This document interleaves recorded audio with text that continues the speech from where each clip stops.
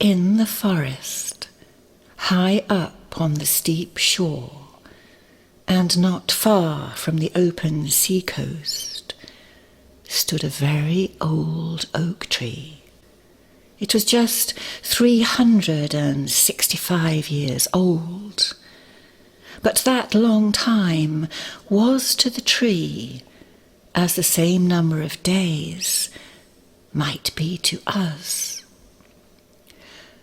We wake by day and sleep by night, and then we have our dreams. It is different with a tree. It is obliged to keep awake through 3 seasons of the year, and does not get any sleep till winter comes.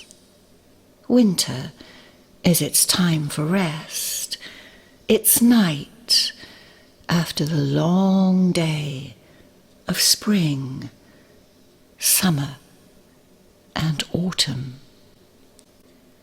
During many a warm summer, the ephemeras, which are flies that exist only for a day, had fluttered about the oak, enjoyed life, and felt happy. And if, for a moment, one of the tiny creatures rested on the large fresh leaves, the tree would always say, "Poor little creature, your whole life consists of but a single day.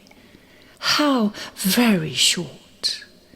It must be quite melancholy." "Melancholy? What do you mean?" the little creature would always reply. "Why do you say that? Everything around me is so wonderfully bright and warm and beautiful that it makes me joyous." "But only for one day, and then it is all over." "Over?" repeated the fly. "What is the meaning of all over? Are you all over too?" "No, I shall very likely live for thousands of your days, and my day is whole seasons long. Indeed, it is so long that you could never reckon it up." "No, then I don't understand you. You may have thousands of my days, but I have thousands of moments in which I can be merry and happy. Does all the beauty in the world cease when you die?" "No," replied the tree.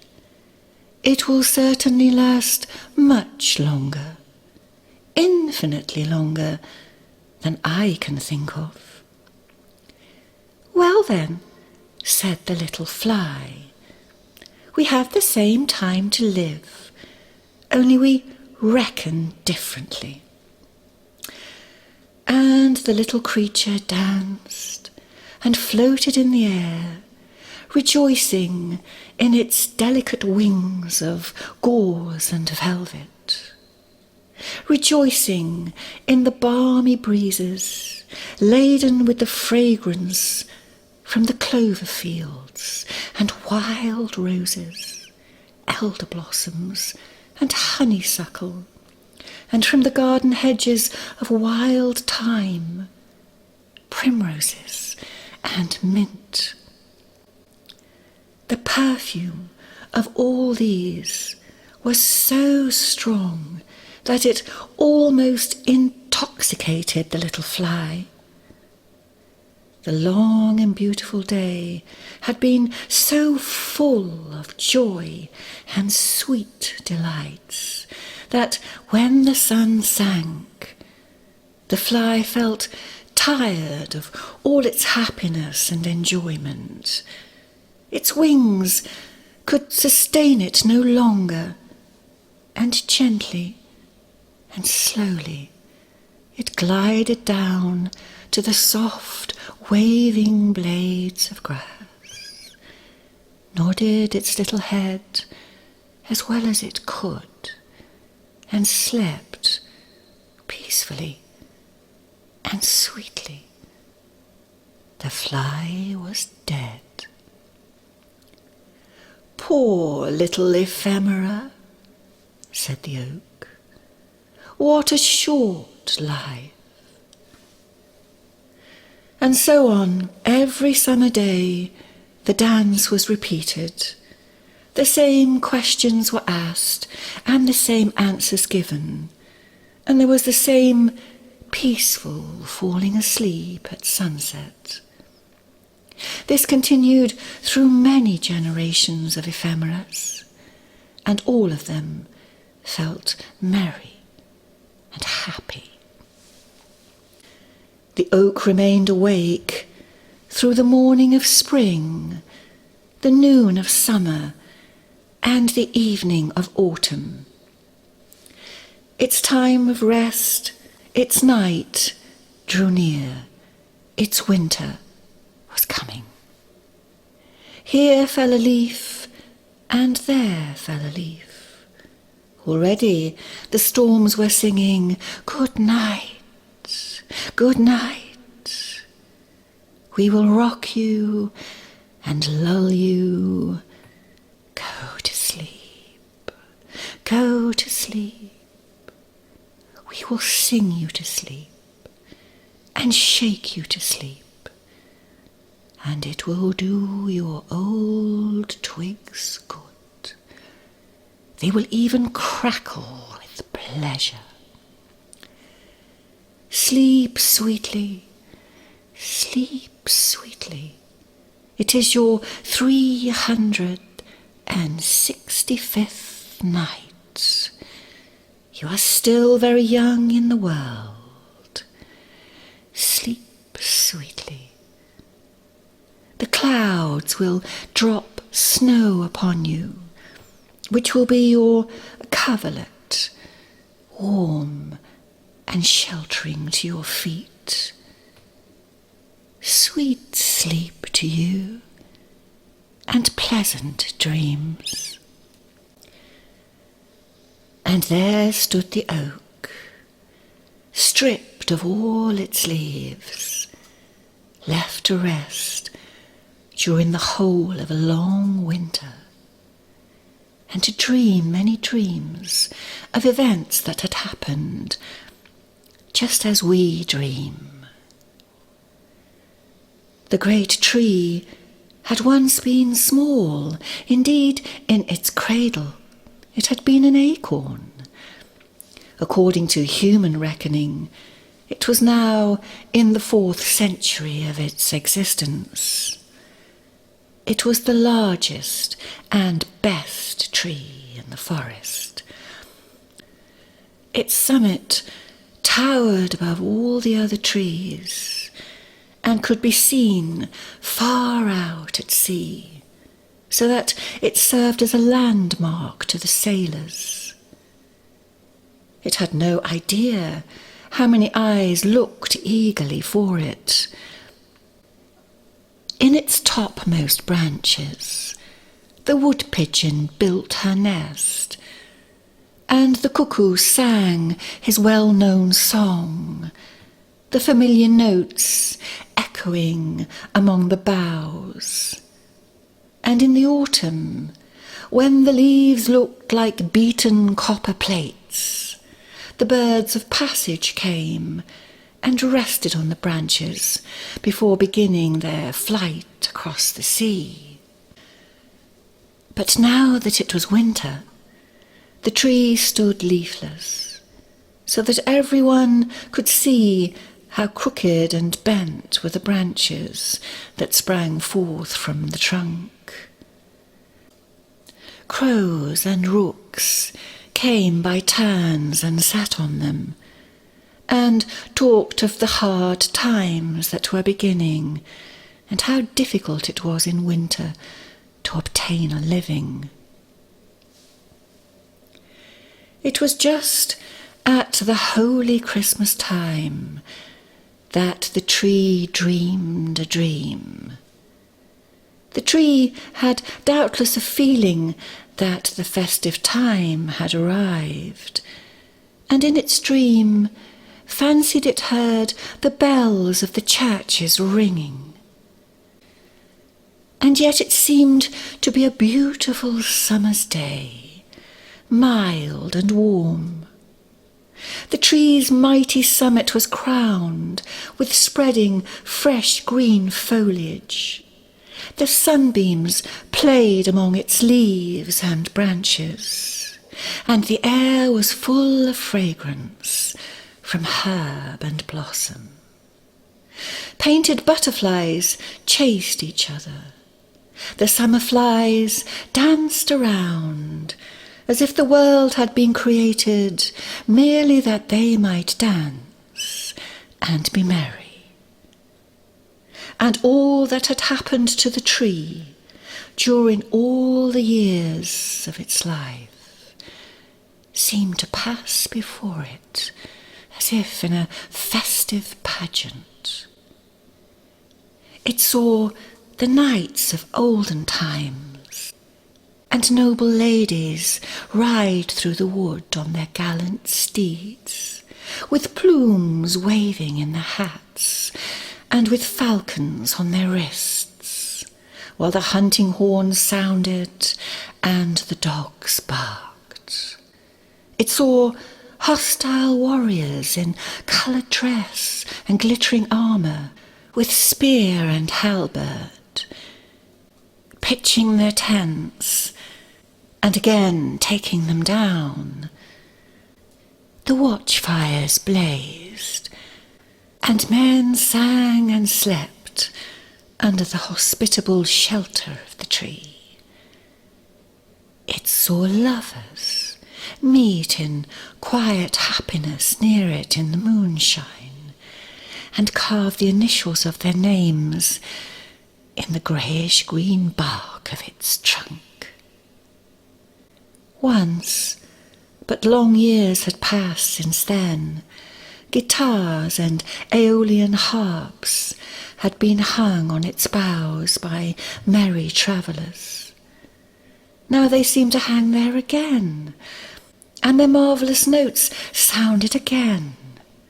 The wood-pigeons cooed as if to express the feelings of the tree, and the cuckoo called out to tell it how many summer days it had yet to live. Then it appeared to it that new life was thrilling through every fibre and root and stem and leaf, rising even to its highest branches. The tree felt itself stretching and spreading out, while through the root beneath the earth ran the warm vigour of life. As it grew higher and still higher, and its strength increased, the topmost boughs became broader and fuller, and in proportion to its growth, its self-satisfaction increased. And there came a joyous longing to grow higher and higher, to reach even the warm, bright sun itself. Already had its topmost branches pierced the clouds, which floated beneath them like troops of birds of passage or large white swans. Every leaf seemed gifted with sight, as if it possessed eyes to see. The stars became visible in broad daylight, large and sparkling, like clear and gentle eyes. They brought to the tree's memory the light it had seen in the eyes of a child, and in the eyes of lovers who had once met beneath the branches of the old oak. These were wonderful and happy moments for the old oak, full of peace and joy. And yet, amidst all this happiness, the tree felt a yearning desire that all the other trees, bushes, herbs and flowers beneath it might also be able to rise higher, to see all this splendour and experience the same happiness. The grand majestic oak could not be quite happy in its enjoyment until all the rest, both great and small, could share it. And this feeling of yearning trembled through every branch, through every leaf, as warmly and fervently as through a human heart. The summit of the tree waved to and fro, and bent downwards, as if in its silent longing it sought something. And then there came to it the fragrance of thyme, and the more powerful scent of honeysuckle and violets, and the tree fancied it heard the note of the cuckoo. At length its longing was satisfied. Up through the clouds came the green summits of the forest trees, and the oak watched them rising higher and higher. Bush and herb shot upward, and some even tore themselves up by the roots to rise more quickly. The quickest of all was the birch tree. Like a lightning flash, the slender stem shot upwards in a zigzag line, the branches spreading round it like green gauze and banners.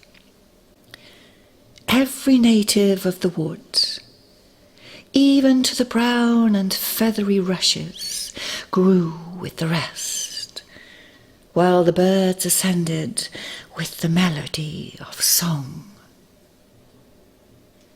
On a blade of grass that fluttered in the air like a long green ribbon sat a grasshopper cleaning its wings with its legs. May beetles hummed, bees murmured, birds sang, each in its own way. The air was filled with the sounds of song and gladness.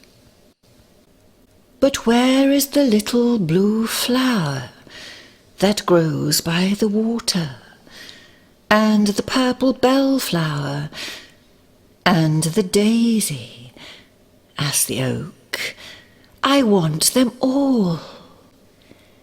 Here we are, came the reply in words and in song.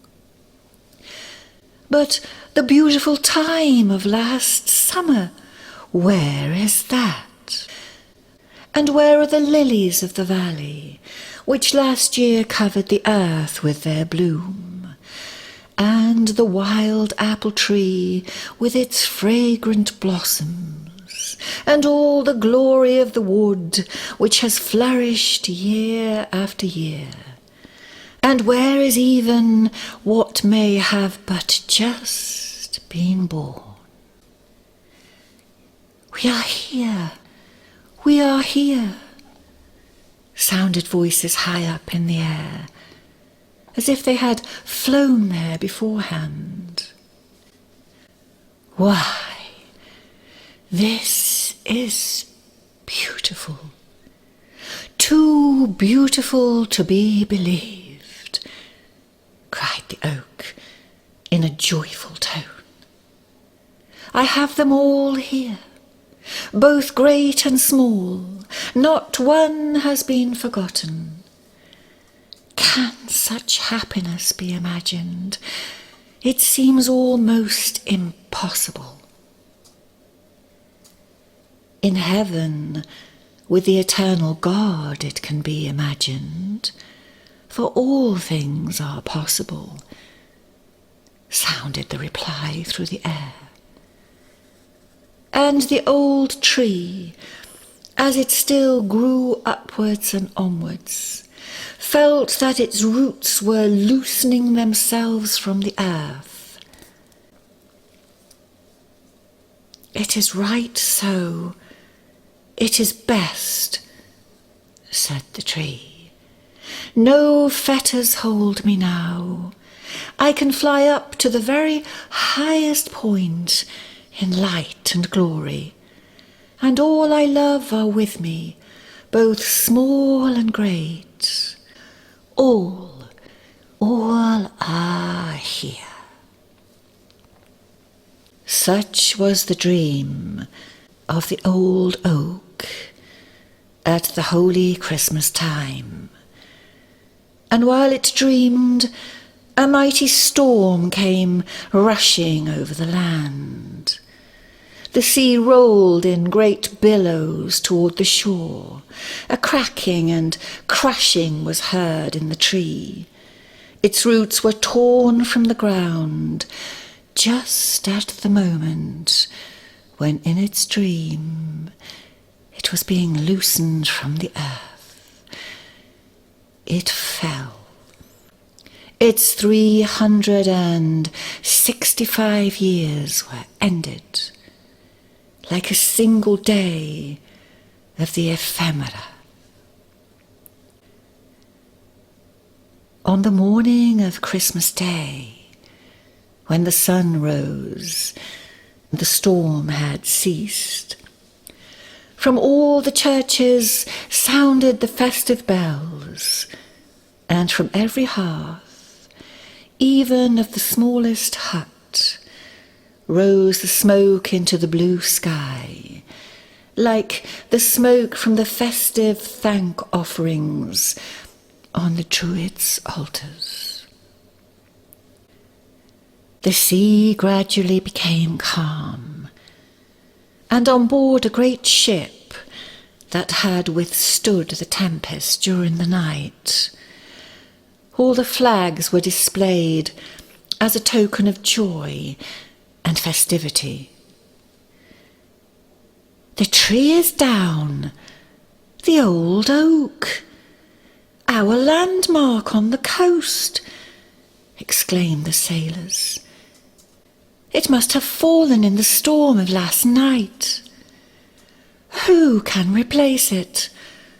Alas, no one." This was the old tree's funeral oration, brief but well said. There it lay, stretched on the snow-covered shore, and over it sounded the notes of a song from the ship, a song of Christmas joy, of redemption, of the soul of man, and of eternal life through Christ. Sing aloud on this happy morn, all is fulfilled, for Christ is born. With songs of joy let us loudly sing, Hallelujah to Christ our King. Thus sounded the Christmas carol, and everyone on board the ship felt his thoughts elevated through the song and the prayer, even as the old oak tree had felt lifted up in its last beautiful dream on that Christmas morn.